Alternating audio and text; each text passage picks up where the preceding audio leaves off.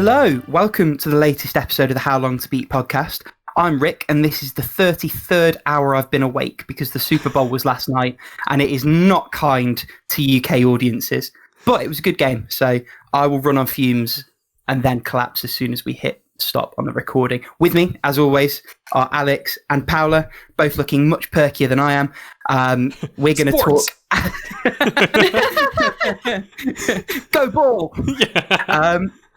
So we're, as always, we're going to talk about the games we've beaten, retired, and have been playing. And there's lots of playing this week. There is loads to go through. We're going to get onto the topic of the week, which is no longer new games, but localized games. We're going to take a question from the audience, and we're going to play the hit sensation game show. Say it with me. How long to beat the game? Right, let's start with you in terms of what you've beaten, Paula, because there's some big completions for you this week. Sadly, I wasn't able to finish Fire Emblem in time for the recording, but I did finish all 12 fruits on both Hakuoki Kyoto Wings and Hakuoki Edo Blossoms. And oh my god, I don't know why I did that to myself. Like, the games are great, the story is great, but if you ever think of 100% in it, don't. Man, is that just because of all the extra effort, or is that like it's just not worth what you get out of it? At least when you're like playing like route after route after route, it gets a little bit tiresome when there's like too much overlap. Right. It happened especially like with two specific character routes because they kind of like went to the same places up until a specific point where the actual split happened. So that was like. Okay, I think I'm doing this. Okay, then we're going here. Oh yeah, we're going here. And then it was like, okay, new stuff. Can I ask a quick question? Because again, visual novel newbie right here. But when you talk about these routes, like, is it like you actually pick characters to play as, or is this a case of like choices split the narrative off into different directions? Like, I'm just curious. Okay, in visual novels, when you talk about routes, is usually you play like as the same character or as the protagonist through the whole game. There are like a couple of exceptions, but you usually play like the protagonist for the entirety of the game. And in otome games, which are like usually visual novels, but I think there are like a couple of other games that aren't visual novels that fit into the category, that where the protagonist is female, there's like a bunch of love interests, and you follow a narrative route that leads you to a sort of happy ending with the love interest, pretty much. Gotcha. So it's like dating sim light in a way, right? Like, it's like not as... It isn't technically a dating simulator because it doesn't have the simulation aspect. Like, gotcha. Let's say, I'm trying to think. I think is it more like you've got specifically character ends? Yeah, you have a specific character ends, and usually you have like various ends with each character. Usually, like, I don't know, a normal, a best ending, or a bad ending. Oh, like what Catherine does. This is the only frame of reference I have. Yeah, it's kind of like Catherine in that sense. Or for me, it's sort of like Castlevania, where you can beat the game early, but that's a bad ending. But if you spend more time, you can get a good ending. Are we nailing this? I feel like we're nailing this. It's kind of like, well, you're going to eventually play Steins Gate one day. So yeah, in Steins Gate, you kind of have like character-oriented like endings that are like earlier than the actual ending. It branches out. The narrative like branches out into in different sides of the story, pretty much. Gotcha. So what you're saying is anytime I'm presented with a choice, I should probably save my game, huh? Yep, especially in Steins Gate, because that has a special system to choose your routes. Okay. Duly noted. Man, yeah, I've had bits of that spoiled. I feel like that's going to be a bit of a baptism of fire for you in terms of like... See, I've watched the entire Steins Gate anime, but I forget it almost entirely. Like, I just... Oh my god. So I'm excited to get back into it. Sorry, thanks for explaining that. That was something I was curious about, just because I'm like, I hear you talk about the routes, and I'm like, I think I understand, but I'm not sure I fully do, and that helps. That helps quite a bit, actually. I'm sorry, I tend to talk about it as if everyone plays visual novels, but then I remember not everyone plays visual novels, and especially otames, they are like super niche. Yeah, but that's what's cool. I wouldn't know about these otherwise. So yeah, I finished Hakuoki, and I said previously that Hakuoki is a game that's like centered around the Boshin War, like in that kind of era.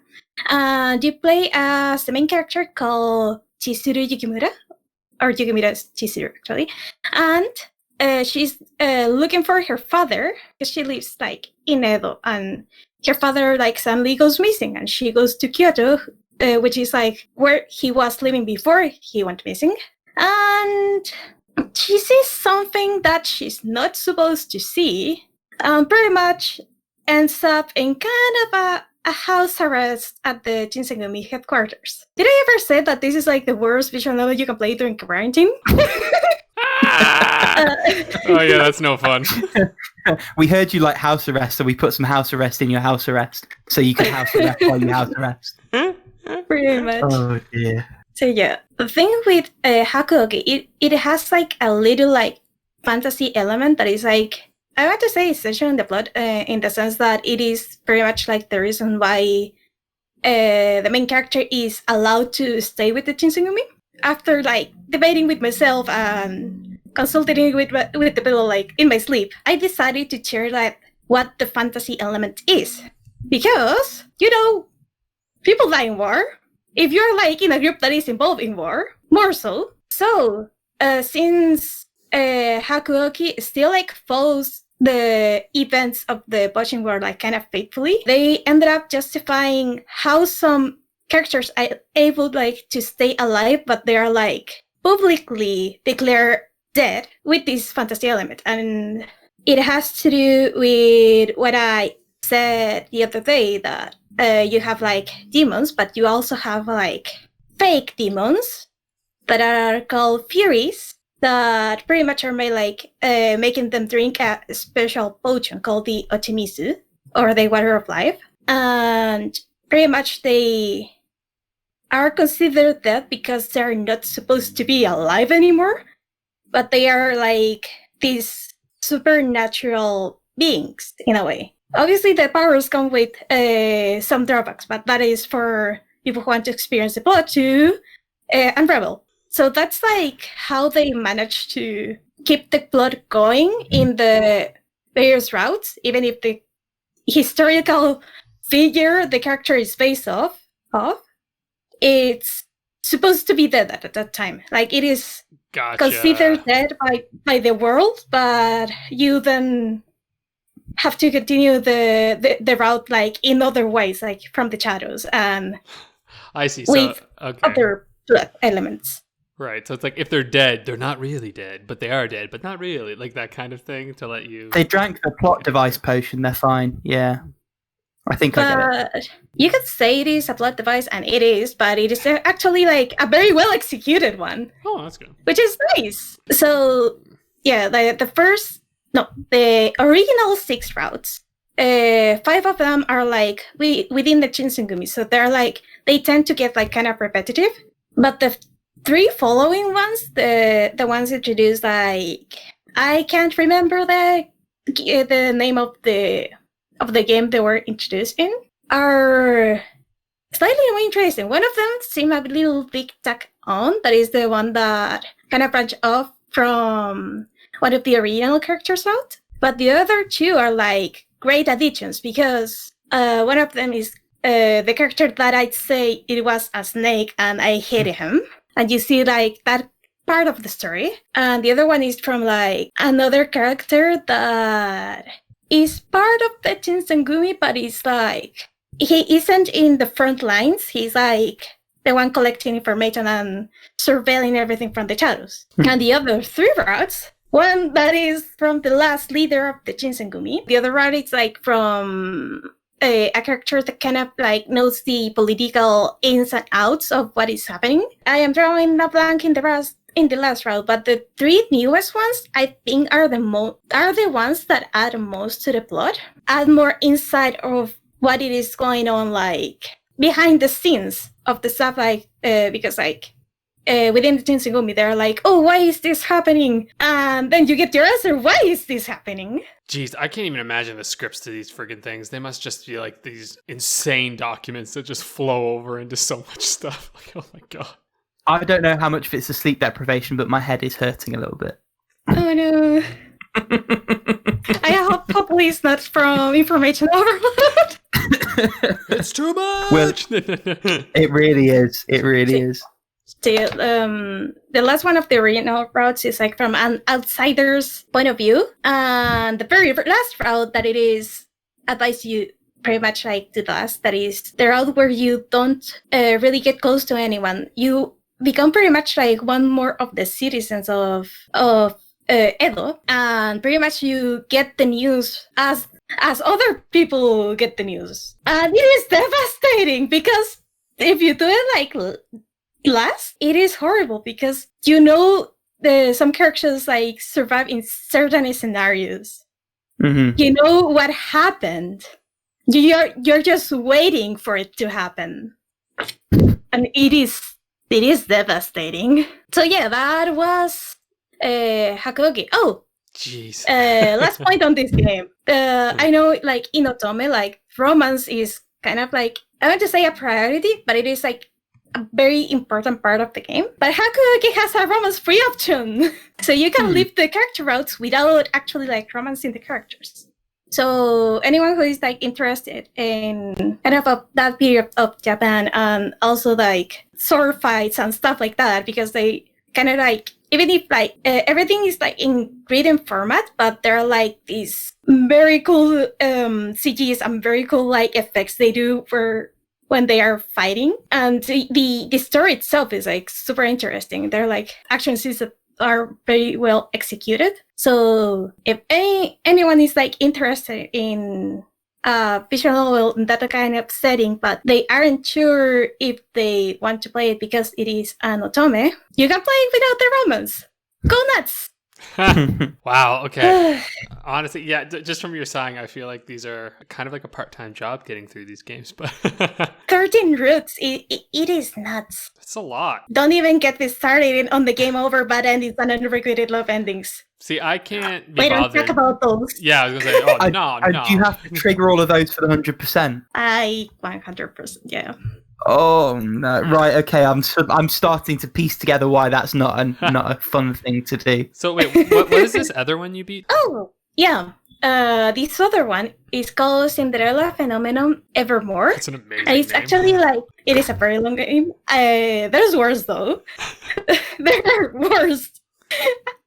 So this one is a little sequel to Cinderella Phenomenon, which it is another otome game where the protagonist is the princess of this kingdom where there's magic, and there's like fairies and witches that do like white magic and black magic. They can fulfill wishes, or they can cast curses. The thing is, the witches are kind of like not happy with the kingdom, and they start like casting curses. This one that is called the fairy tale curse, where you are afflicted with a curse like that is kind of inspired by a certain fairy tale. The protagonist, who starts as such an unlikable character, so much like the entire kingdom like kind of hates her, and she doesn't really get along with anyone. And this witch just walks into her room disguised as a doll and says, okay, you are now under the Cinderella curse. So the princess went from fancy dresses to rags, and everyone forgot she was the princess, and she pretty much had to start living like a commoner and know how her family's actions was affecting the kingdom, which is very interesting. And all the love interests of the game are affected by a different curse, and each curse has to have a way to break it. The thing is, some witches are considered like good witches that want you to learn an actual lesson from the curse, and other ones are just like, okay, I gave you a condition that you're not gonna break. Can I also just say, vindictive. I also like that you are one of 4 people who has logged this game on how long to beat. Yep. Because Cinderella Phenomenon Evermore is, again, a sequel to the original game. The original game is actually free to play. So Oh, cool. if And anyone is Sorry, go on. interested, it is free to play on Steam. It is actually like very well made, very well written. And the art, again, free to play. It is pretty good. That might be a you thing. It's showing up as £8 for me, which is £8 more than I'm expecting. Okay, Evermore is paid. The original I see. is The original is free. I'm with you. Got it. Yeah. And in your defense, in terms of 4 people logging it, the Evermore version only got released in December, so I'm sure more will come. Yeah, but You're just Cinderella part of it. Phenomenon has 39, so I don't know how many more will come. Especially like the Steam version was released like in mid-January because like the developers were like, we're having a little bit of trouble here on Steam, so we ask you to wait a little bit more. In itch.io, actually, they release it on December. Also, to be fair, like people who log it on how long doesn't mean how many people actually played it, obviously, but just on our little website. It is one of the lesser known indie games, I think.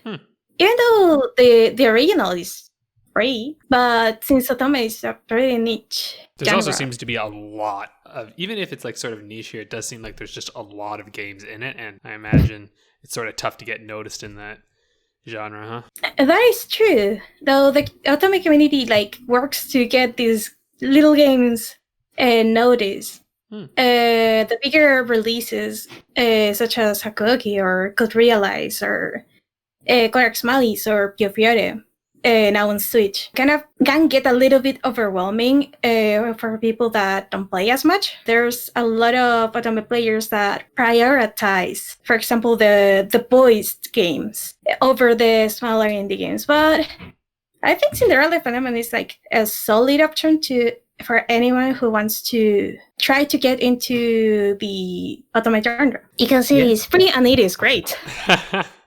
Well, there you go. So yeah, Evermore is pretty much like what happens. This is actually like the tagline of the game. That is what happens after happily ever after. And it was like a pretty sweet, pretty calm most of the time because there always has to be that route. Just see what happened with the kingdom and with the people and with the princess and the love interest, like after the events of the first game. So yeah, it was pretty fun. So you had quite the visual novel week. Yeah, I wish I could. Every week, isn't it? I wish I could have played. I wish I could have finished Fire Emblem to have like a non-visual novel game to talk about this week. But hey, you'll have plenty more to talk about next that's your week. job, then. guys. Yeah, There's lots of weeks to come. that's a great transition, BT Dubs. I can talk a little bit about what I was playing last week. So I beat the Medium. That launched on Game Pass at the end of January, was it? Oh boy, or beginning. I don't know. It launched at some point. So I started playing it. It's by Bloober Team. So I know, Rick, you'd mentioned before. It's by the team who made Layers of Fear and like Blair Witch and stuff. And I know Layers I of am Fear. yet to like a Bloober Team release that I've played. I've played Layers of Fear. I think I've retired that one. Observer's one of theirs as well, isn't it? I think so. The thing And is, I completed it, but I was deeply disappointed by it. yeah, this one is I would say like much different from their other games because now, to be fair, I haven't played their other games, so this is more just from what I've like seen and read. But this is in the third person, and it actually plays like Silent Hill quite a bit. It's forced perspective, so like you're it's got the fixed camera.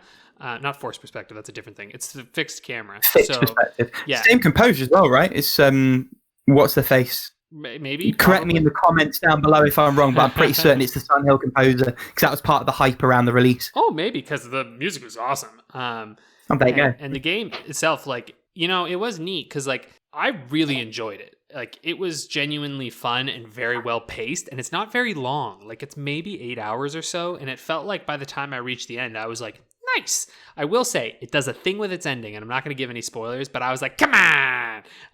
Where like, I was like, you could have, come on. But like it sort of sets itself up for a sequel, which I actually do hope they make, because I'm like, it felt a little bit like this was exploration of a new concept, and it feels like there's a lot more to explore there.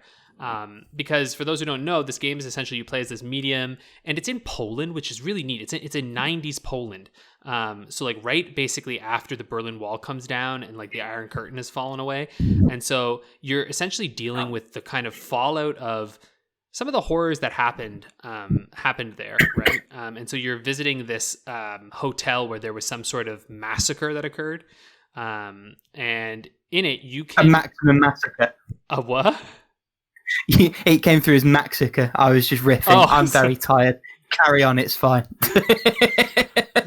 I was like, oh, wait, we're laughing at massacres now? What's going on? I'm laughing at the lapses in my cognitive ability in this, the 34th hour of my wake from the... You crack on, ignore me. I knew I'm this was going to be a fun podcast.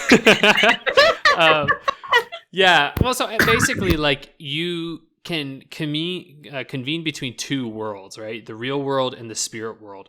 And you kind of come to learn that it's like she has this unique ability. And it presents itself very fascinatingly at times where the entire screen will split into two realms, and you're moving both the characters, in the same way, but you're seeing both of the worlds at the same time. And so there are these puzzles that you can do where it's like some things will only be in the spirit world, while others are in the real world. And unlike games like, for instance, A Link to the Past, right, where you enter into the dark world and it's the same as the real world and you get to explore it. It's like in this one you are simultaneously exploring both of the worlds, which is really cool. And there are times where you will just go into the spirit world and go into the real world. It's not like you're doing split screen the entire game, because even the game realizes it's like this is cognitively a lot to handle, and it really is. Like when it first happens, you're like and your eyes are like fuck, like trying to like figure out how to look at both of these images at the same time. So they really pace it very well. Like I feel like right when you're hitting the point where you're like, oh God, I don't want to look at that. It's like, it anticipates that moment and it's like, and we're done there. We're done. And you're like, oh, okay, thank you. And you're just like, wait. Yeah? So at some point I thought that it was like you press a button and you like can switch between looking at one word to another, but you can see both at the same time? Yes, you see both at the same time. In fact, multiple cutscenes are both of the worlds. So for instance, she's interacting with a spirit world person, but you're seeing her in the real world talking to nobody. Whereas you're also seeing at the same time the spirit world, and you're seeing the creature that she's speaking with. And so it's occurring at the same time. And some of the puzzles, it'll split the screen, and it splits the screen in creative ways. So like it won't always be a perfect split down the middle, but sometimes it is just that. There's a split down the middle and you're running together and you're seeing you in the real world and you in the spirit world at the same time. And so you're looking at it in that way. Other times you're going to see like almost the entire screen is the spirit world and just a sliver at the top is the real world. And you're seeing like your eyes or face in the real world, like, things like that. It's really cool. That's why it's only a next gen game, because they were like, we can't do this on the other ones the way we want to do it. They're like, we just can't render this exact same game world at the same time, because really that's what it is. It's yeah, it's two game worlds being created. Technically it's really cool. Like you're like, oh, and then it also has an interesting story set in a new culture that like I just don't know a lot about, right? Like I'm not super up on Polish culture. I don't know a whole bunch. I know enough, but not tons, right? And so, yeah, I really recommend it. I really do, especially if you have Game Pass. It's like it's a no-brainer. Just like give this game a play, like go to town. I don't know. It's not I don't think it's like a full priced release. Like Bloober Team doesn't really do that. They don't have like that like $79.99 or whatever price range. It's more in like the 60 something in Canada, I think. I would maybe wait for a sale if you're gonna buy it, because it is kind of short. But this seems like this is the game they've been wanting to make for a long time. You know what I mean? Like it's like all their other games, I think, feel like this might have been kind of preparation for like, this is what we want to do. And you're like, cool. All right. Good work. Yeah. So that's the medium. Fun times. Before you move on, I just want to fact check myself. So it is Akira Yamaoka, the legendary Japanese composer, in collaboration with, and prepare for me to butcher this, Arkadiusz Rajkowski. Who's supposedly who has worked on their other games, so I presume that's their in-house composer. That makes sense. Yeah, the music was really good. Like there was just times where you're like, oh yeah, and fuck, they have this creature called the Maw in it that looks like a Pan's Labyrinth or like Guillermo del Toro creature, and it's voiced by the one and only voice actor Troy Baker. I've But heard about this, he's actually, really yeah. good. Like, it's a creature that could have been so stupid. You know what I mean? Like, the lines themselves, you can easily imagine them being said in just the dumbest way and not working. But, like, he made it work. There's moments where you're just like, I don't like that at all. I'm like, stop, you know? So it's very good. And it's in that vein of, like, it's the creature you can't kill, right? And you have to escape it every time. Okay. Yeah, there's no combat in this game, really. Like, That's a uber special, though. That's like, on a tangent, that's one of the things I hate about their games. The combat's not really the combat. It's like a really poorly conceived puzzle mechanic. And so it fails at what it sets out to do, which is build tension, because there is no tension. It's just a case of, all right, what have I got to do to get past this schmuck this time? Yeah, it's one of the things I hated the most about The Observer. There's a bit, having 2/3 of the game had not to deal with anything like that. They throw in these random enemies that don't really fit thematically or anything. And the times that they were there, it was just a frustration rather than feeling like it fit or it made any sense or it added to the game in any way. That's my tangent. I'm really keen to hear your thoughts rather on the 10 milligram games, Sure. which I played a few months Before ago. I jump into that, I do want to say, I think this game might mitigate some of what you're talking about because there is only ever a enemy, and that enemy doesn't appear that often.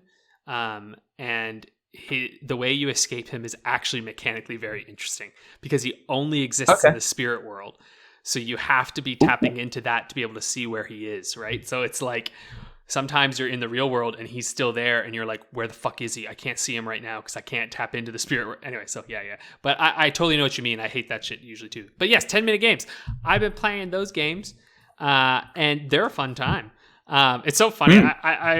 We talked about this on Discord. Like, I had the opposite reaction to you. Like, you loved the smiley face one the most. And honestly, I think it's a really hilarious, kind of cute idea. It's like you're the smiley face and it turns into all these classic games. It just turns out I suck at some of those. Like, So it's a picnic problem in chair, not in computer. yes, exactly. It's like, it's not the game's fault. It's just like, although I will say the pinball one felt really fucking dumb. I was like, oh my God, this isn't actually pinball. I'm just shooting it up until I get to the top of this freaking thing. And I was like, that one drove me crazy. The rest of them were fine and fun. That's what it does, though. It subverts your expectations. That's what's great about smiley face. I guess, but I don't know. I've seen games that do the pinball thing where you have to get it up and up, and I'm like, it didn't subvert them that much for me. But that being said, if 10 minutes, I'm not going to complain that much. It's good times. And then I also really loved Always Down, which I know you didn't like, but it's like one of my least favorite of the collection. Yeah. I just love platformers like that. It's a little platformer where you're trying to get down. And there's a couple different ways to do it. Like, you can go different routes on it. And it's very jumpy. Like, it like emphasizes jumping, which I enjoyed. I'm the kind of guy when I play a platformer, I love to just jump instead of running, because eventually you can't really run that well. So you just jump. And I was like, yay! And then Cover Me in Leaves was really cool. Visual novel, really short novel about like it being in a small town, and kind of the weight of that. I just thought it was really good. It was cool. I was like, man, this is like, has a really like, yeah, it's a visual short story. I guess that's what you call it instead. Yeah, it's basically like a twine game. And that's another funny one, because you message you like, I don't think you would have liked this one. I was like, actually, I had a great time with it. I really vibed with it. And you subverted my expectations. Yeah. That was nice. But then I agreed with you wholeheartedly on Slasher Interrupted. That's that one, yeah, where it's like they're telling a story. It actually is... Conceptually, I'm like, this is cool, but this should actually be a part of a larger game. I was like, the characters are neat, but I was like, what was the point of this? Like, I had a couple choices to make in this game, and in the end, it tells me, like, shouldn't have tried to please everyone, even though that's not what I did. I was like, but I didn't. I chose almost all the same answers for one person. It's like... It's the one game that suffers from the length. It's the one game. Yeah, it really suffers from it. And then I played Stroke, which I thought was great. Actually, I think this one suffers from the length a little bit in that the writing at the beginning, it's so good. Like, you're really feeling the tension.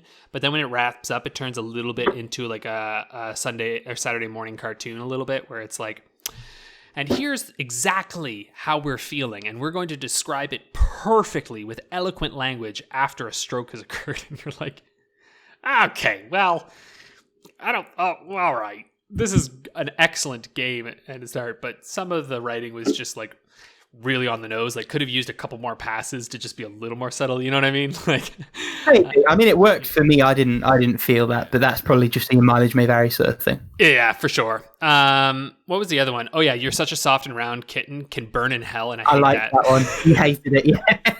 You're not the only one. I'm pretty certain friends of the podcast Abatage New Veg hated that one as well. I vibed with it. I quite liked it. It's just, it has like every time you enter a new room, it's like, to another room, and like it sings, and it's like, and it's just like it's an assault on the senses and different tunes. Oh, I loved it. It was sickly sweet. It was amazing. But see, I actually think without that, and maybe if it was just a little less fucking insane in terms of the sound design, I would have dug it. Like, I actually thought the thing was funny and cute, but the sound design was obnoxious. I just couldn't handle it. Yeah. So anyway, those are the ones. There's still 4 more that I technically have to beat. Like, I didn't play Sealed Estate, and I'm going to wait to play Locked In because I was like, oh, I should play it with my partner. That sounds like fun. Locked In's great. You'll have a blast, I'm certain. Nice. Yeah. So I'm going to do that. And then I still have Snack and Handmade Death Labyrinth Issue 0, which is the one that seems to me is longer than 10 minutes. So I'm going to wait. Yeah, it's, I mean, you could probably do it in 10. I think it took me about 35, something like that. Like, a quarter of my time with the collection was that one game. Oh, wow. Okay. But yeah, you've not got any stinkers left, in my opinion. Nice. So anyway, yeah, those are that. I highly recommend it. I mean, there's basically 4 of us, so it was kind of fun. I got to, like, influence the rating itself on each one, which is fun. I gave a rating and I watched it go up or down. I'm like, ha ha ha. I have the power. Yeah. What about you, Rick? What did you beat? I've got one completion this week, and it's one I gushed about a little bit because I'd almost finished it when we spoke about it last time, and that's Ratchet and Clank Future Tools of Destruction. I've mellowed on it a little bit since I finished it. I still think it's great. It's probably the weakest of the main series Ratchet and Clank games I've played, but that's like being the worst thing on a Michelin star restaurant's menu. Like, you're still pretty great. You can tell I'm struggling because that's not a good analogy. It's a good game. It feels a little bit pared back. So it does everything, just not quite as much. The story was a bit pish, and that's something where the tone has always been a strength of the Ratchet and Clank games. There certainly were still moments of levity, moments where it tickled me. I think it's one where I wouldn't recommend it over the other games. I'd say if it's a series you're interested in, you should absolutely start with the original trilogy because those are stone cold classics. If you liked those, I think you'll like Tools of Destruction. Yeah, it's great, but it's not a great entry point, which is weird because I think that's probably what they wanted it to be. And thinking back, the way that it sort of railroads the introductory couple of hours are probably intended to make it an easy transition as well. But I personally think even if you had to go and play the PS2 original rather than the HD collections on PS3 or PS Vita, I think the original series is still a better entry point. Even 2016, which I thought was pretty bloody soulless and horrible, is probably still a better entry point. And now I'm coming across really negative, but I had a good time with it. It's a good game. All the weapons are great. The worlds are set out well as they were before. It does some of the mini-game sort of side diversion stuff, which is always hit or miss, but welcome variety. That's a reality, though, right? Good games are way harder to talk about than great games, right? Bad games, they're just kind of like, okay. You definitely end up focusing on the things that made it fall short rather than the things that got it to where it stops. Mm-hmm. And that's the struggle. The one thing I think for anyone who's never played a Ratchet and Clank game before is it doesn't really play like any other first or third person shooter, in the sense that you run around like you're playing a 3D platformer. There's an auto lock on of sorts, but really you need to use the L2 strafe to be effective. And that allows you to lock on and move around enemies. I fell straight into the groove. Obviously, I've played and loved earlier games in the series. I think if you were someone who was just coming in, that would be an adjustment. I think you can change the control so it plays a little bit more normally. So the strafe is on the right stick and your camera moving slightly different. There are options, but that's something to be mindful of. But yeah, I had a blast with that one. That's the one completion I've got. I suspect I'm close to the end of the couple of ones I'm playing, but we'll come to those eventually. What I might do is just quickly roll into my retirement, take us forward. Let's move right in there to what you've retired, good sir. And I've retired Sushi Striker: The Way of Sushido, which I think I talked about the other week. And it's exactly what I thought it would be. The RPG fluff built around the puzzles just got a bit dull for me. And I might come back to it at some point. I've put it on the to be continued pile rather than the retired pile. But I don't think I'll be coming back to it anytime soon. It's the core gameplay is good, but it's not enough to carry the experience. And I think similar to what you and I have said, Alex, with a couple of games at this point, I felt like I'd had my fill of it. Certainly the sushi loving anime wasn't enough for me to be desperate to find out where that story goes. Like it's not War and Peace. It's not any kind of gripping narrative. It's fun enough for what it is, but it certainly isn't a driving force in the way that it was maybe supposed to be. But that's all I've retired. Paula, you haven't retired, have you? Because you are an efficient gamer. You know exactly what you want. Something does, but keep going. Yeah, actually, honestly, the game I retired is sounds honestly pretty similar to what you were saying. Like, I retired Cyber Shadow, which also dropped out of Game Pass recently. So I was like, why not try it?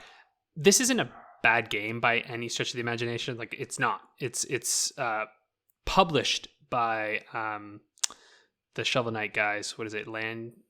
Yacht Club Games. Yacht Club Games, yeah. Not developed by them, published. Developed by one person, actually, which is pretty impressive. And it's essentially like a Ninja Gaiden game, is what the inspiration is from, but not as hard. It's not an easy game by any stretch of the imagination, but it's not nearly as hard as those NES Ninja Gaiden games were. So it's very much, side scroller, ninja action, slicing it up and whatnot. You can guess from the cyber that it's kind of got this like futuristic tinge to it. And so like for me, why I kind of stopped is I hit this boss, and it's this like water dragon boss. And it's not that the boss is that hard. It's just, I knew that to beat it was just going to be kind of tedious. You know what I mean? Like I was like, all right, I have to go jump here and do jump there and smack. I gotta hit these stupid things. I gotta do that. You know what I mean? Like it was like, there was no real reason to do it. Like I got to the point where I was like, yeah, but why beat it? Like I'm just going to be playing the same thing over and over. It's level based. And also I have to, the music in this game is great, but it's super repetitive. And the fact that when you die, it's pretty much instantaneous, brought back to the last checkpoint. But the song kicks back in again when you die. So from the start, yeah. So like even my partner was like, dun, dun, dun, dun, dun, dun. Like she like whenever it started up, she's like, here it is again. Like, you know what I mean? Because it was just like, fucking God, it's gonna play again, and you feel like you're in your own little hell because you're just like, I've died and here I go. And like even if the game's not crazy hard, you're gonna die a lot in it. Like that's kind of how these games are designed to be played, right? You go, you find out what's happening, you get killed because you overextend yourself a little bit, and you're like, all right, I know what I have to do now in that segment. I'm gonna go be smarter about it. So that to me is just such a huge oversight and feels like something that should have been picked up in testing the game, because like, I don't know, man. Nothing turns me off more than just like this repetitive, loud 8-bit music just screeching at you and you die. You're like, I wonder if that's a woods for the trees thing, though. I imagine if you're QAing the same game, particularly if you're the developer, if it's a one-man project and you're the one doing it, you probably can't see that. You'd need an outside eye to play it. To be and fair, whether they had that or... Yeah, I assume Yacht Club Games helped with some of that, I would imagine, if they're publishing it, but maybe they didn't. Maybe he literally did QA it himself entirely. I didn't get to the credits, so I don't know. But anyway, I think a lot of people on the forums played it and really loved it. And I think if you enjoy that sort of 2D sprite-based sort of ninja action games, I think you'll will like this game a lot. Those aren't my kind of games, they've never been my niche, so I was just like, bye-bye. Maybe one day I'll play it again, and I have no hard feelings. It was free for me, so woohoo! Speaking of playing things one day, Paula, do you want to tell us what you've been playing? Yeah. Yeah, from the games you've retired to one that I almost retired this morning is Fire Emblem, Shadow Dragon, and the Blade of Light. Ooh. Oh my God, that's stupid level was horrible. So chapter 22. It was 22? I think it was 22. Yeah. Did you know you can technically soft-lock yourself of completing the game? What? So yeah, like I'm actually pretty happy that I've been playing these with a guide because there's these 2 spheres that you need to craft a special sphere that is like one of the only 2 ways to beat the boss of chapter 23. Mm-hmm. And you have to craft chapter 22. The thing is, I kind of like started the chapter while being sleepy, so I didn't actually catch the line of dialogue that said like, "Bring me the spheres so I can craft this thing." So first of all, it was horrible because you have to go to this little village in the top of the map, and this map throws units at you as if there's no tomorrow, and it is horrible. But that aside, on my first run, because it actually took me like 3 hours on turbo mode to beat this chapter, because first of all, as I previously stated on another chapter or another episode of the podcast, the thieves on the enemy team can actually destroy villages. If they destroy the village, you don't get the prize.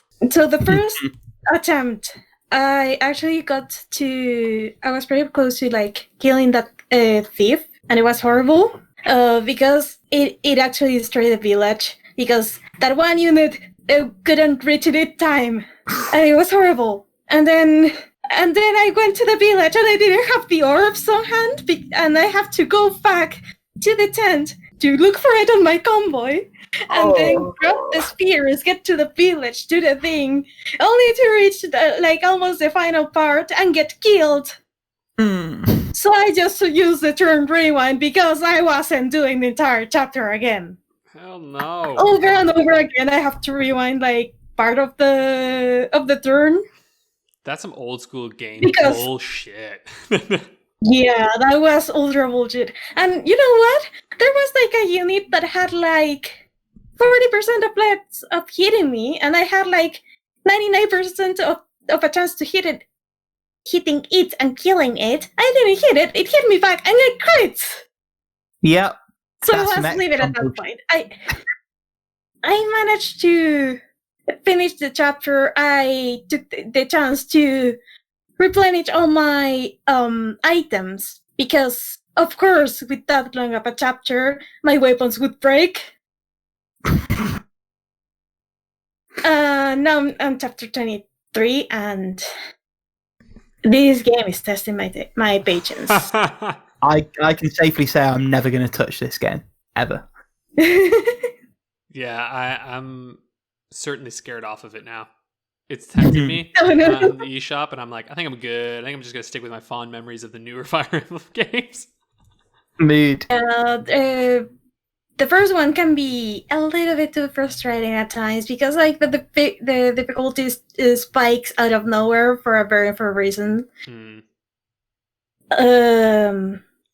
But yeah, I've been surviving here. The other games I played were could realize Hakuoki no Kiseki. Still like going through like the little scenarios first before tackling like the main road. And I play Genshin Impact more, and I'm convinced this game is like the most enjoyable when you're playing with other people. Because like when you're playing alone, like it gets very repetitive, but when you're playing with other people, it kind of starts getting like more interest. Not only that, playing with others is always fun when you have the right group. True. I had yesterday.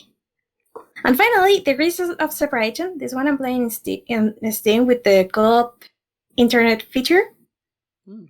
And it is a really fun puzzle game where each person plays as one of the characters. The girl makes like spring, like her side of the screen be like spring. She melts like the water. She makes like this little like geyser. Well, the boy like freezes items, and there are like a lot different kinds of platforming to be done.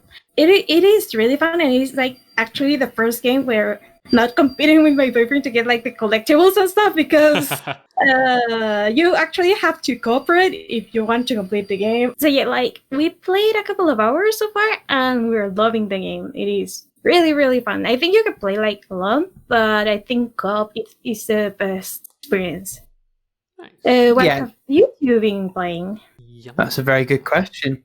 Do you want to go first, Alex? Sure. I'll update first just on like the couple little ones that I'm still sort of popping through. I'm still playing Immortals a little bit. Haven't touched it much, to be honest. I maybe already had my fill of it, but I'll get back to it, I'm sure.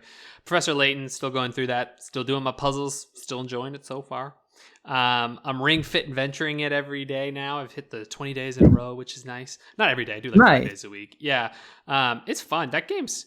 Yeah, it's hard sometimes doing the mountain climbers, and I'm like, I don't like this, but it's very enjoyable, especially where it's just supplementing my like usual workout.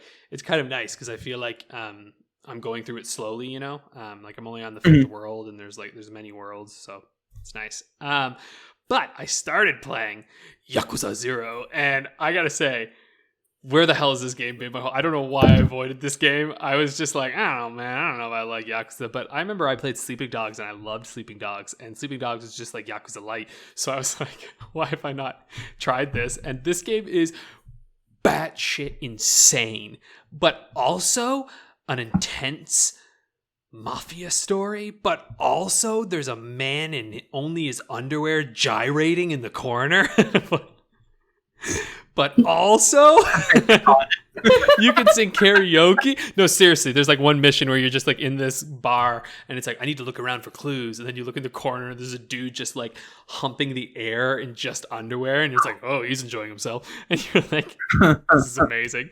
I don't know. This game is so nuts. Like, the first chapter is interesting too because it was a lot of cutscenes and they really established the mood of the game, and it's basically a prequel to the whole series. There's like 7, including this one, that follow Kiryu and Majima, and so like those are the 2 playable characters in this one. And I mean, you know, it's kind of basic. Like, I don't know, playing it is interesting because you basically see what open world philosophy is for like Japanese games versus like Western games, right? Like I would kind of call this like the Japanese Grand Theft Auto, really. There's a lot less like freedom in some ways in this game than in a game like Grand Theft Auto, but at the same time, that's what it is, right? And I kind of love it because in one case, it's like, oh, you know, it's about these serious Yakuza and like they're like all these dudes. But then like all the sub stories are like them learning valuable lessons with like people like helping them learn that like you should let your daughter make her own choices in her life and don't be so controlling, father. Like, and it like goes with the sad music and like, or like there's other side quests like missions where like it's nuts, right? Like they're all like these like really sweet moments, or then one where it's like, now it's time for you to go dancing, time for you to show how good of a dancer you are. And like they'll do like a karaoke song that turns into a music video where like the main character is all like thoughtful and like looks depressed, and you're like, this game totally like makes fun of itself entirely. And I'm like, I got respect for that, you know, like it's trying to have both be this serious game about like criminals, but also like this thing about how you should be nice to each other. And it works somehow, and I'm like, why does this work? So anyway, well, yeah, it is giving me the same vibes from this one manga that is about this Yakuza who retired and now is a house husband. Yes, honest to God, yes, it's that. Yes. That's what this game is. But like in 1 minute, you're like learning about a character who's been tortured for a year and had his eye cut out, and then the next minute he's like in a disco club going like, yaw, like dancing and going nuts, and you're just like, what is this game? And then also, of course, the combat it's a beat 'em up, but it's like a crazy beat 'em up where you can like, you know, lift a guy and then like spin him around by his legs and hit him into everybody, like knocking them all out. Or pick up a bicycle and just like smash the wheel over the guy's head. You know what I mean? Like it's insane. And so like every encounter in the game turns into some kind of like batshit fight, which is very funny. Like it's very much like watching. it's kind of like playing an anime or something, or like Power Rangers or some shit, where like he'll show up to a scenario and these guys are like, you know, picking on some girl and he's like helping out this like dude, and the guy's just like, oh yeah, you gonna do something about it? And of course a fight breaks out. I mean, that sort of makes sense actually. There's one where they're breakdancing and people are breakdancing, and that's how you learn new fighting styles. So these two dudes are breakdancing and like Majima is staring, and he just goes, every time he learns a new fighting style, by the way, it like zooms in close on his face and he just goes, holy shit. You're like, it's so good. It's so good. You're like, oh dear. He just learns how to breakdance fight. So now his fighting is him breakdancing and like kicking people in the face while he spins around on the ground. Like it's so dumb, but it's so much fun. Like it really, I don't know. To me, it's like, I think I like this more than playing a game like GTA, because I'm just like, this is fun. And that's the main goal of this game, is to be fun. And yeah, to tell this kind of serious, intense story, which actually at times is gripping. Like, there are moments in it where like you're following the story of like Kiryu as he's like trying to like figure out, he like acts like in the opening, basically a dude that you have to go like extort dies, and there's everything falls from there. And it's like kind of intense. Like there's like cutscenes where you're like, oh shit, what's about to happen? Yeah. So anyway, I'm enjoying it. One other thing I'll say too is they really, really give everybody personality, which I have to say is impressive. Like, there are so many different NPC like faces and designs. It's kind of staggering. Like, I think when you play, you know, like a GTA or, you know, open world games, it's like, oh, look, there's NPC face 1, 2, 3, 4, and 5. And they're going to repeat everywhere, you know? But like everyone you meet, down to like low level thugs, will come in and suddenly you're like, they all look different. And yeah, there's an occasional like, you know, some of the enemies you fight, you're going to have the repeated models for them. But like overall, you're going to meet a lot of variation. And I just think it's pretty cool. Like, it's not that common, you know, like usually it's just going to be a recycled face. But yeah, so far, if I've had a sub story or any kind of main thing, it's just been complete variation, which has been pretty cool. Have either of you played it? I know, Rick, you said you're like, this might be a little too far out for me, but... It seems a bit extra for me, and it's also a case of like so much to do, so little time, in the sense that you just have to like accept that there are certain things, franchises, whatever, that you just won't get around to. Monster Hunter's one of those. Game of Thrones, I know it's a different medium, but that's one of those. And Yakuza falls firmly into that camp. It looks nuts, and it does look like a lot of fun. I can also see myself bouncing off that and not quite clicking with it. And if I play one of them, I'm going to want to play all 7. That's exactly what happened to me, man. I was like, I thought I wasn't going to be into it, and then I started, and I was like, and now I'm adding all of them to my backlog. Yeah, this is the thing. I'll either bounce straight off it, or that's like the next 24 months of my gaming life. So it just has to stay over there for me. I'm glad that you're loving it, and I know that loads of people do. So I am going want to try it now. Oh, please do. It's on Game Pass. They have Yakuza 0, Kiwami, which is the first remake, Kiwami 2, which is the second one. 2 and 3, didn't 3, they? 4, and 5 are on there now. The only one that's not on there is 6, which is fine. And by the time you probably will be able to get it on there. Exactly. Yeah. I'm certain 6 is coming eventually. You know what I mean? Like, I'm probably going to play a game in between each one that I play, but like, they're not that long. Like, some of them are longer. Like, this one's pretty long. Like, it's probably like a 30-hour game, but some of the other ones are more in like the sub 20. Of course, there's so much extra shit in it that you could play these games for hundreds of hours because they have so many mini games. I was going to say, is that mainlining, or is that just like with a main plus extra sort of 30, outlook? I think, is main plus extra. Yeah. Okay. Which is more like what I'm doing. Like, I'm only on, there's like 17 chapters, I think. I think I've beaten the 5th chapter, and I've sunk like 12 hours into the game already. But I've also... But in the beginning, I played a lot of the mini games, and some of them don't really change that much throughout the game. So once you've played them, you're kind of like, got it, I'm just going to play the game now. You know? Yeah. All right. The last thing I'll talk about, I started playing Axiom Verge, just on a whim. I had it downloaded. It's Metroidvania. It's cool so far. Interesting setting. It is thoroughly not different from Metroidvania. It is the one-man project, though, and I think that's worth bearing in mind. Plus, it was at the start of all this. Like, when all the Metroidvania craze started to hit, this was kind of like it, you know? So... I'm enjoying it so far. It's mostly like there's like a gun you have, and so the variation comes mostly from that being able to change. Interesting abilities that you can get from it. But I don't have a lot to say so far. All right, Rick, tell us, what are you doing? Yes. So I've played a little bit of Hades, played a little bit of Xenocrisis, not really anything new to say about either of those. Literally a few hours before we started recording this, I realised that the release of Dadish 2, the Dadishing, that's not its subtitle. I'm slowly losing my mind, had launched a couple of weeks ago. So I downloaded that, played a few levels to make sure that it's as good as the first one, which it is, and then bought the remove ads thing, which I rarely do. It is just a continuation of the first one. The level design is loads better so far. So rather than just like generic outdoor environments, the first level is in the Dadish's office. So the kids come for a bring your dad to work day that he didn't know about. They just came on their own, ran through loads of traffic lights, spoke to loads of strangers on the way. And the humour is on point. I dare say better than the first game so far. So like at the end of the level I've just played, so I'm like halfway through the first area, there's some like saw blades going around some of the platforms, typical fare. And one of the conceits of the Dadish games is that at the end of each level, you reach your son, one of your radish sons, instead of a gold flag or anything, and you have a little back and forth dialogue with them. And the kid goes to the dad, why have you got saw blades at your work, Dad? And he's like, for shredding paper, I don't know. And he said, seems kind of unsafe. Wow, it's been 3 days since our last workplace accident. I forgot to tell you, I actually played Dadish. I tried it out. Oh, did you? It was really on sale. Yeah, I think I didn't put it on our agendas because I didn't want to break your heart. I just retired it. It was fine. I don't know. It's kind of like, I get what you're saying. Like, this is, I think if you find this on sale or on your phone, like you're playing it, it's probably great. You play on Switch? Yeah, I was on the Switch. Right.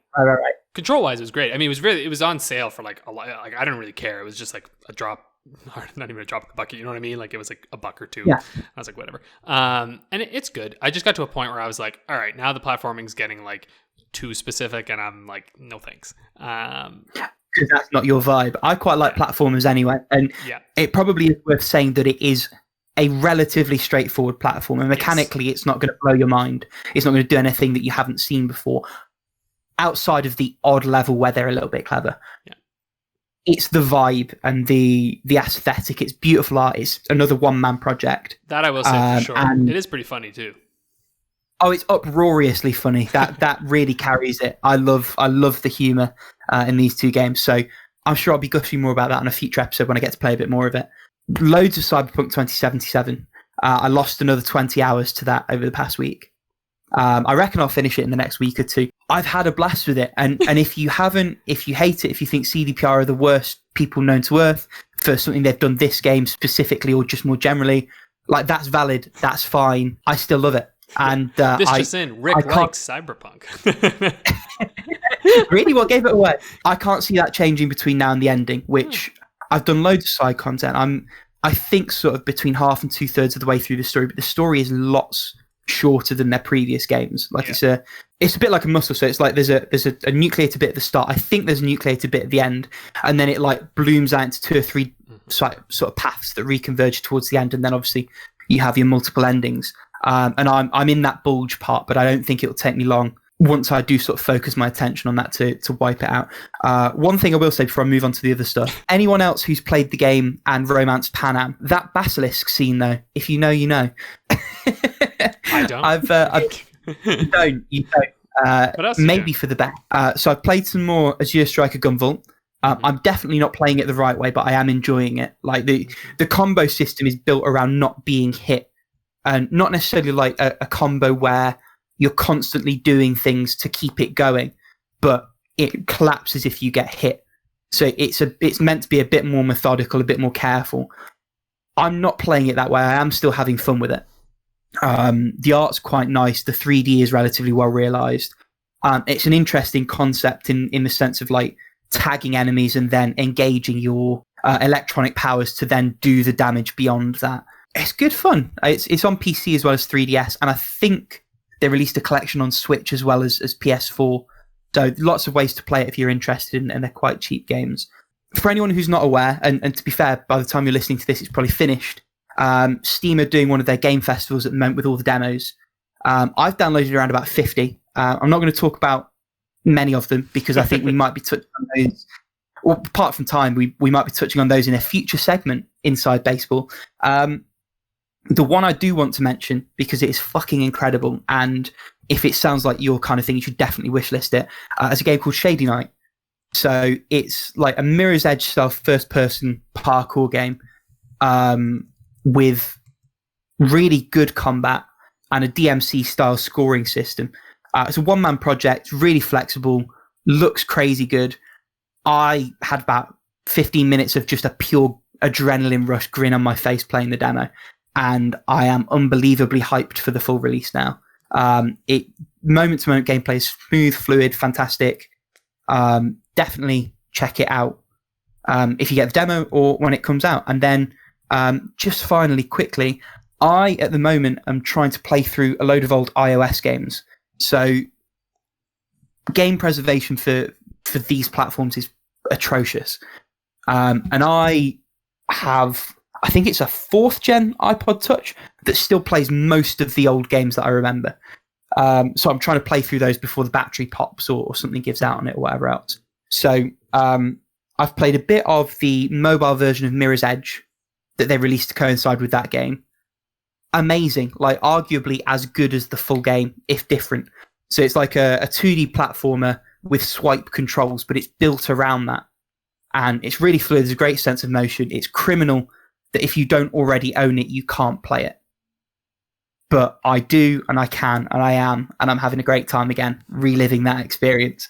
The other one, the second ever Unity game, not Unity, Unreal 3 game made for mobile after Infinity Blade, is a game called Dark Meadow, if either of you remember that, from 2011.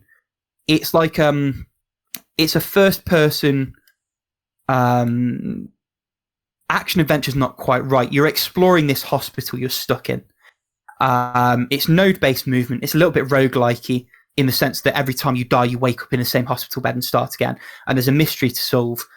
It's also interspersed with these fixed position combat sections, which play a little bit like a jankier version of Infinity Blade. So there's a crossbow thing while the enemy approaches you, and then you've got the dodge, swipe, block shenanigans. I probably have nostalgia for it from remembering it when it was a new thing, which is why I'm enjoying it. You can't access it if you don't already own it anyway, so my recommendation is neither here nor there.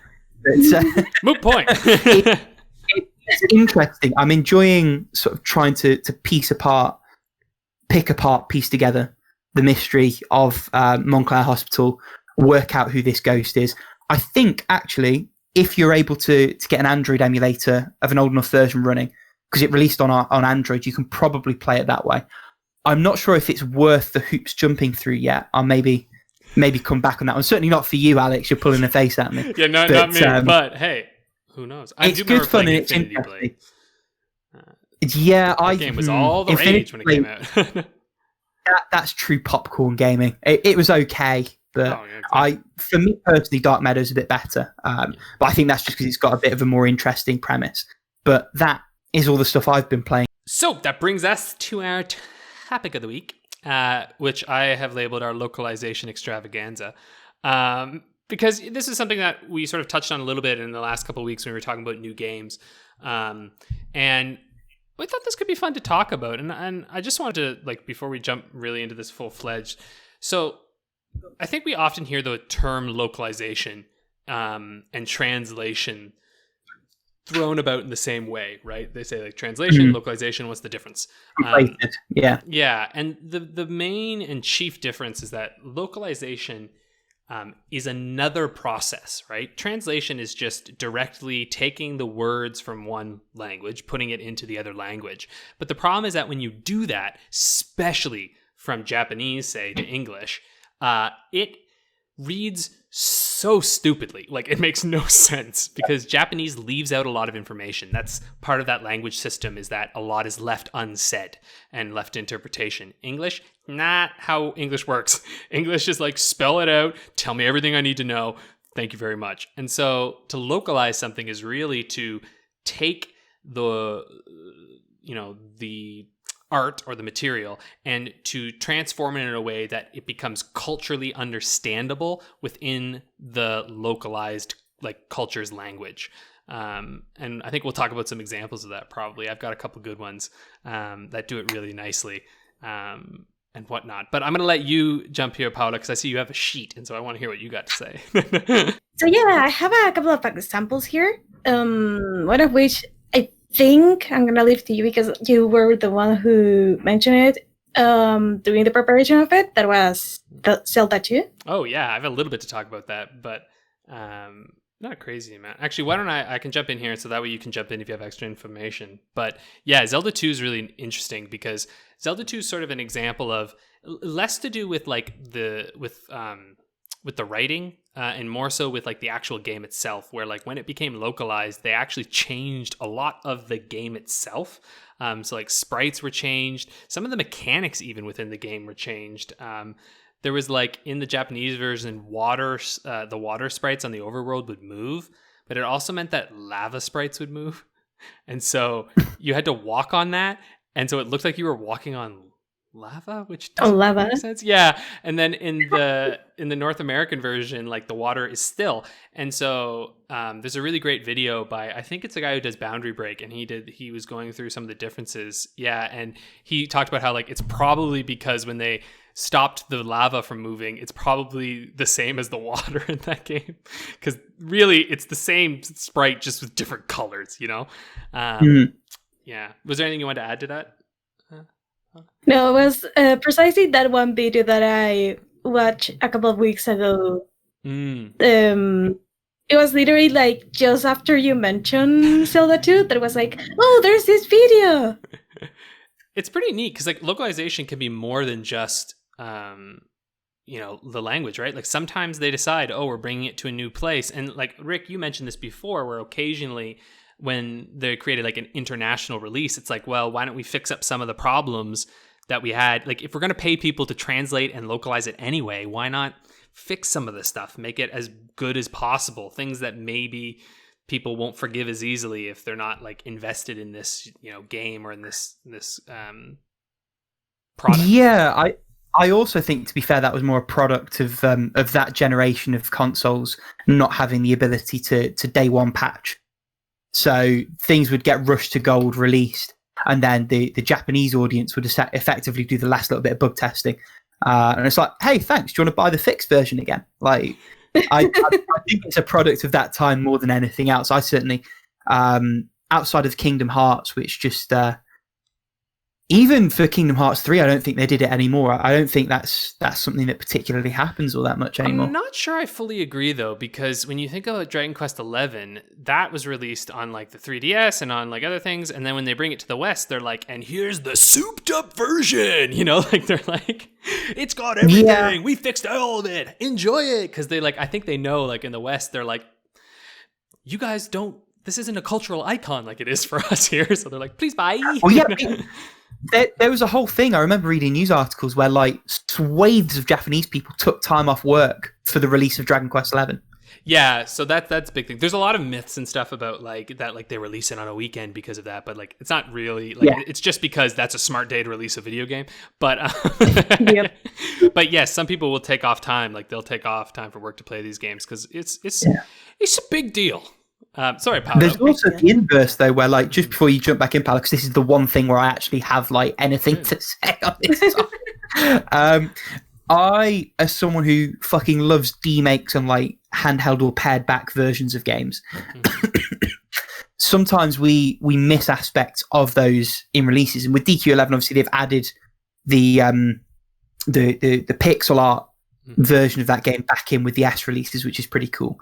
But an example where they haven't done that, and I've had to sort of wait for a fan translation to get at it, is Ni no Kuni. Interestingly, also our game of the month. I was actually going to talk about Ni no Kuni today, but yeah, go ahead. There you go. So just briefly, the original version of Ni no Kuni was a DS title, and it came with like 100 pages of book. And the idea was that you'd refer to the book for certain spells and puzzle solutions as you played this game. It's just recently got a translation, as well as the book being PDF'd and put into English. So that's on my radar to play eventually.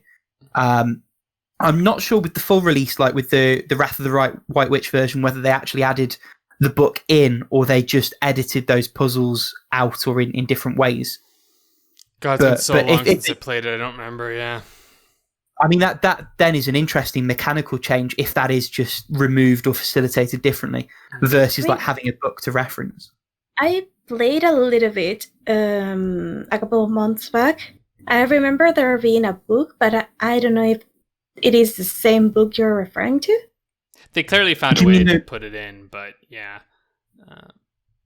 Do you mean you played the PS3 version, Paula, like the full fat version? Currently, I was playing the Switch version. Right, that's the same one then, yeah. So however they incorporated it there. Sorry, no, I keep kicking this down kicking the can down the road a little bit for you here, Paula. But I just since you brought up Ni no Kuni anyway. Yeah, sorry. Were you going to talk about Ni no Kuni or? No, I haven't played enough to know. Okay. So I beat Ni no Kuni a long time ago. I loved it. I'm not participating in it's the game of the month this month. I'm not participating just because I've beaten it already. And listen, big RPGs like that, I don't got time in my life to replay those things. So I'm good.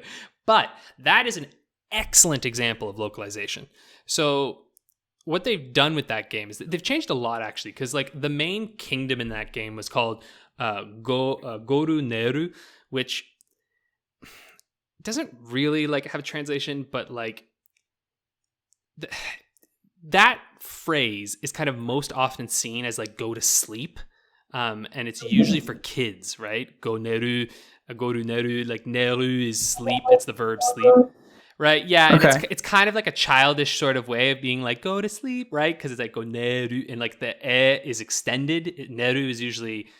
Anyway, this is getting into Japanese, into the language, but it's sort of like a kind of a cutesy way of saying that, right? If you were to Google goru neru, you would see like images of a mom and a baby, basically, right? Like that's kind of what you would find. Right, okay. But in English, they call it Ding Dong Dell, which is completely different, but it's a really fun name, right? Ding Dong Dell. It's just fun, you know? And it has nothing to do with the original, like, sort of pun on it. It's just this whole separate thing. But I also just kind of love it. Like, that's just sort of fun, right? And like, there's his Meowjesty and his Moojesty, like these different things, right? Like, there's all these sort of puns that are in it.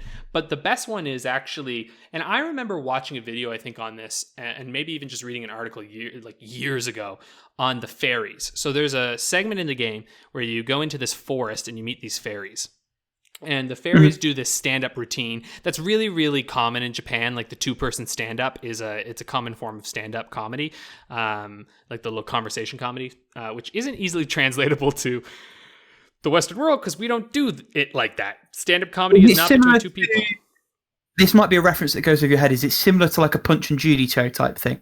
No. I know what you mean, but no. Punch and Judy is physical comedy. This is straight up two people at a microphone and they're talking with each other and they sort of put each other down. It's a quick conversation. Yeah. And it's super fast. Yeah. That's the comedy, is that it's like fast as hell and it's like between the two of them.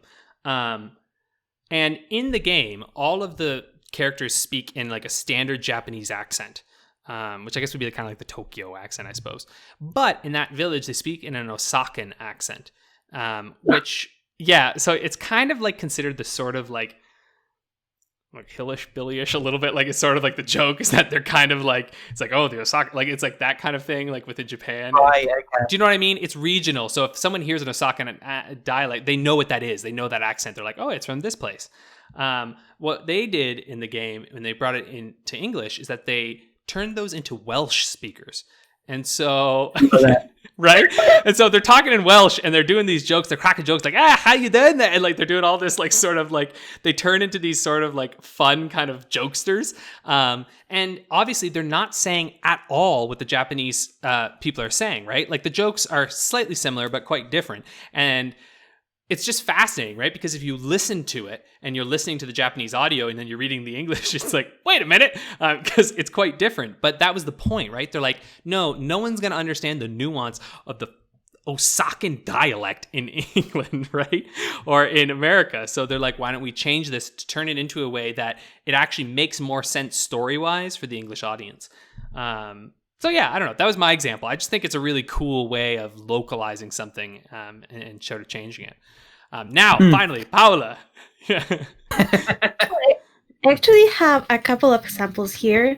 Because I was thinking, talking about sections, chapter FE, it has the Western version is kind of infamous because of some changes, especially like in the third dungeon of the game. Not only that,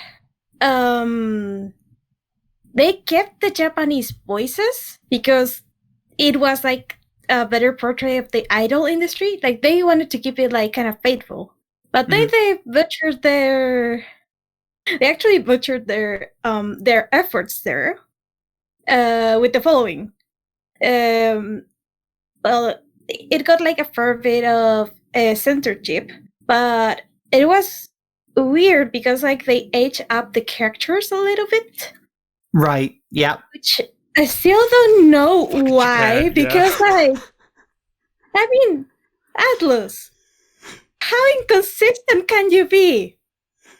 There's is it like a 15, 16-year-old idol on Persona 4? And you don't have any trouble with it? And dancing all night?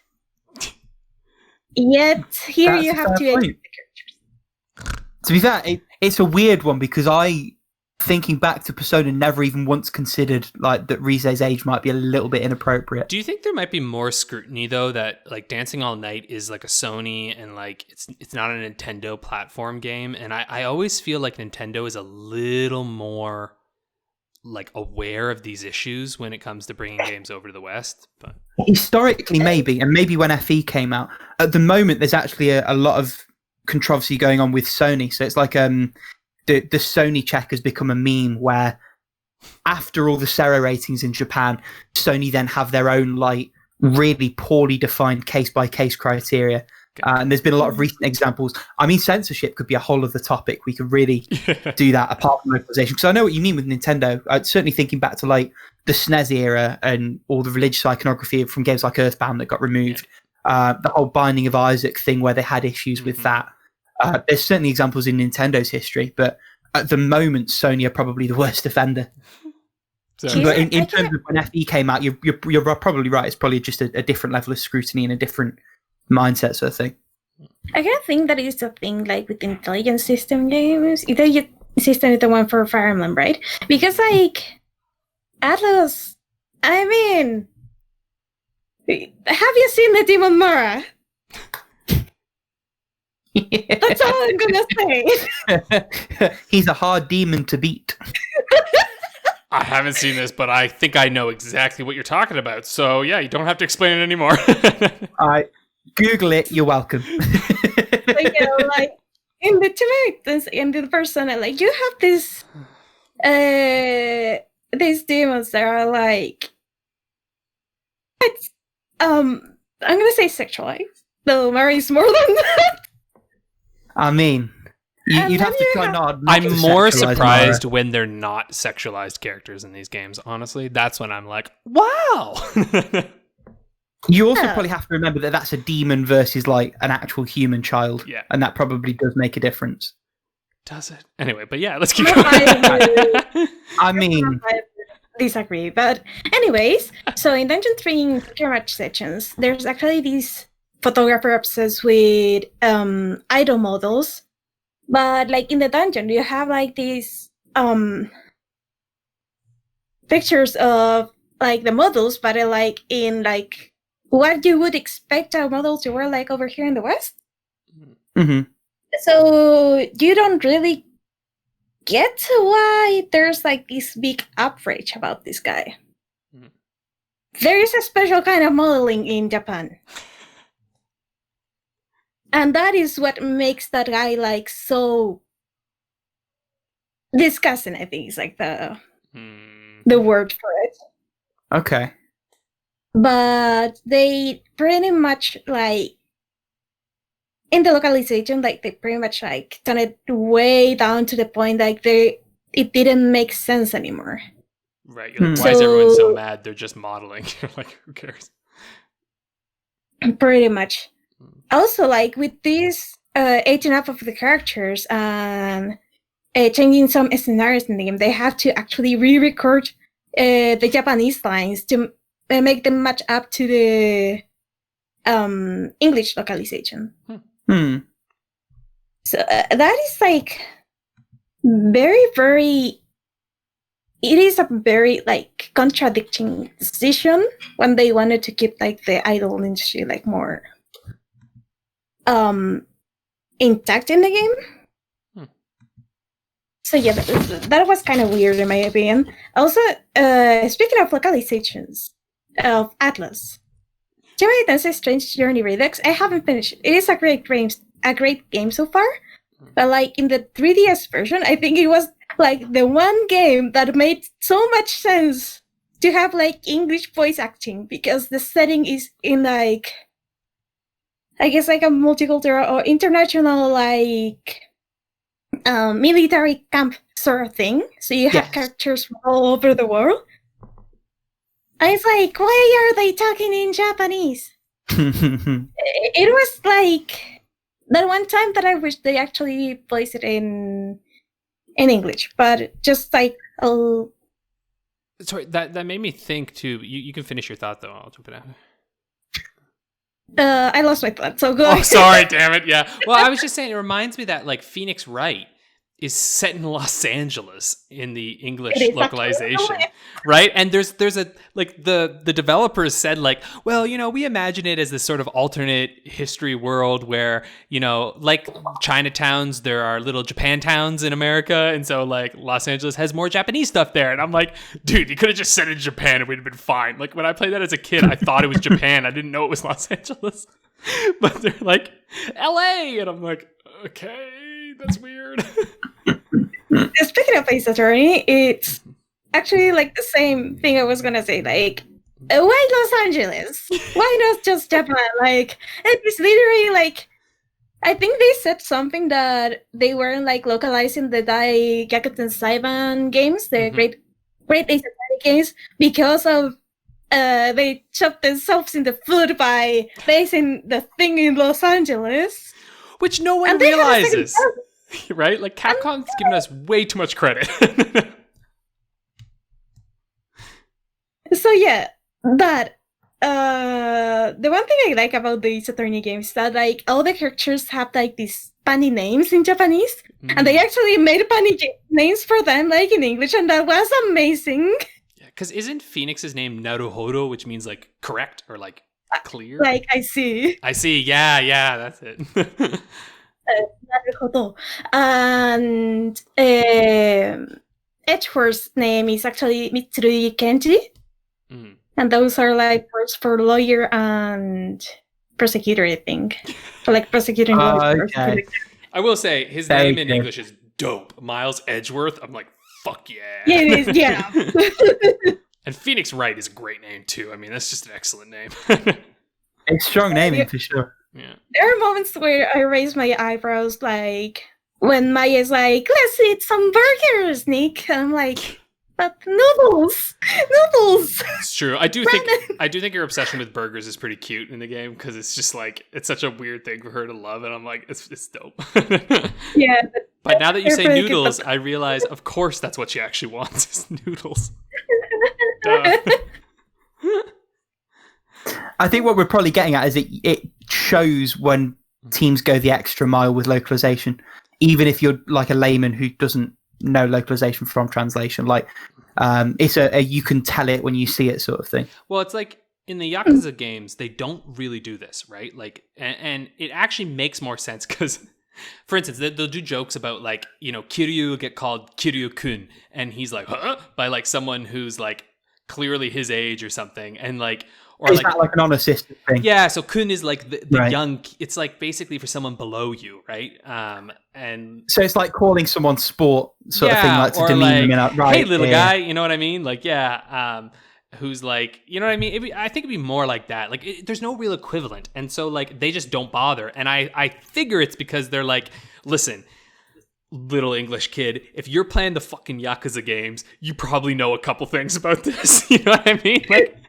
They're like, yeah, the general public's not playing Yakuza, all right? Like, they're like, the only ones who want to play like 80s Tokyo are the people who know a little bit about Japan. So they're like, you'll be fine. Pretty much. Right? Yeah. To another, a couple more examples that I have here. I think I actually like. Sorry, I think I actually like. Maybe the sound. I think I could show it up. You just really meerkatted. You're like, Don't worry. We're gonna skip the question this week, which is fine. So you go to town. Okay. So the last couple of examples I actually wanted to bring up. One is Nor 9 Bar Commons. It's like one of the Atome visual novels that I've played, and I actually like said something in the lines of I was wondering if I should import the Japanese beta version to play it, because the English version I wouldn't call it bad, but there are like these memes and like some Japanese expressions got replaced with memes. oh no. Oh boy. That's always a gamble. And the other thing is that there's like this one character, I think her name was Koharu? Yeah, Koharu. Like this is like the weird game where you actually have like 3 protagonists and you can like choose what the protagonist and then you choose a route. And Koharu suffered so much from the localization because she's supposed to be like naive, innocent.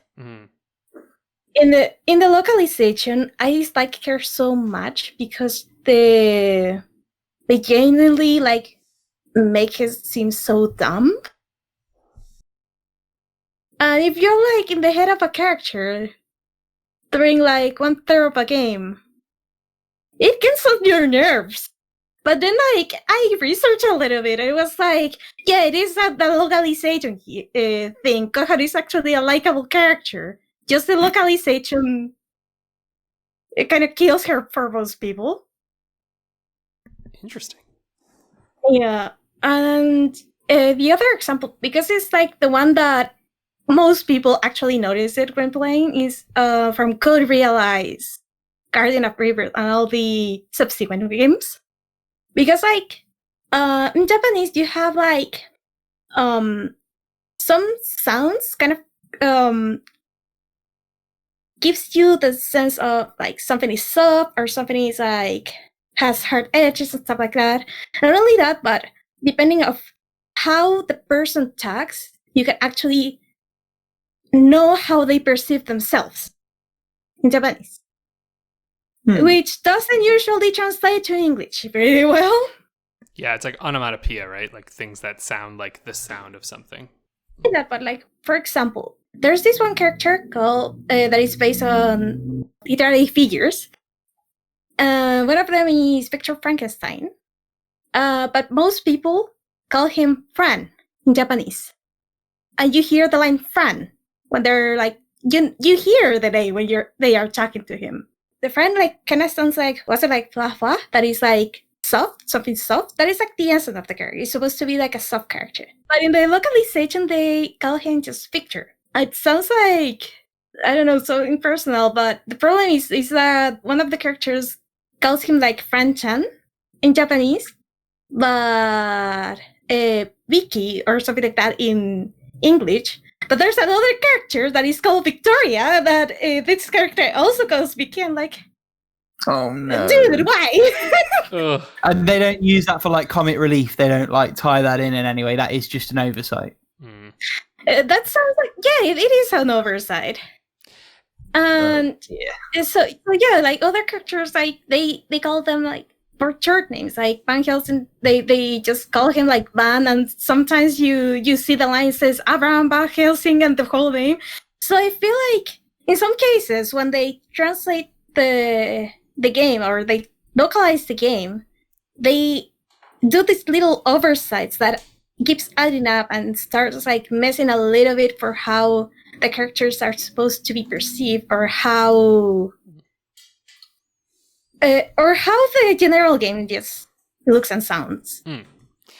I think I'm going to wrap us up there if that's all right, because we have talked very long today. Wrong. Yeah. Yeah, but I'm going to close away. So we're gonna skip over the question of the week this week, so you can all listen to that next week. But real quick now, we're going to play everyone's favorite game, and I've already got the game loaded up here, and it's Illusion of Gaia. Oh, this is a SNES game. Is that the SNES? Yeah, I'm aware of it. I think I've got it downloaded. I've never actually opened it. Yeah, this is a game that I think's on my list of games that I'm meaning to play at some point, but have not played, and I don't know when I will. It is an RPG, right? It is an RPG. Is it like an ARPG though? I feel like it's a little bit like a Zelda-y type thing. I think so. It's not. It's certainly not turn-based. No, I'm pretty sure it's more in the vein of the Secret of Mana games, or maybe more like in the Zelda. Yeah, it's got that Zelda-y vibe to it. This is where my brain's at. When you said Secret of Mana, I'm typing my time into the Discord, having sent you a load of pictures of the demon Mara, and my brain goes. Secret of Mara. Yeah.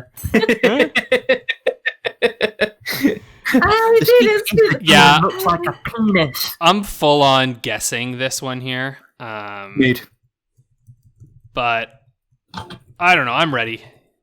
You guys ready? Yep. In the process of being ready. I think I'm going too high, to be honest, on this. But the SNES is hard, right? Some of those games are really long. And then some of them are really, really short. It's like, I don't know. Games. I am some of them are long, some of them are short, you know?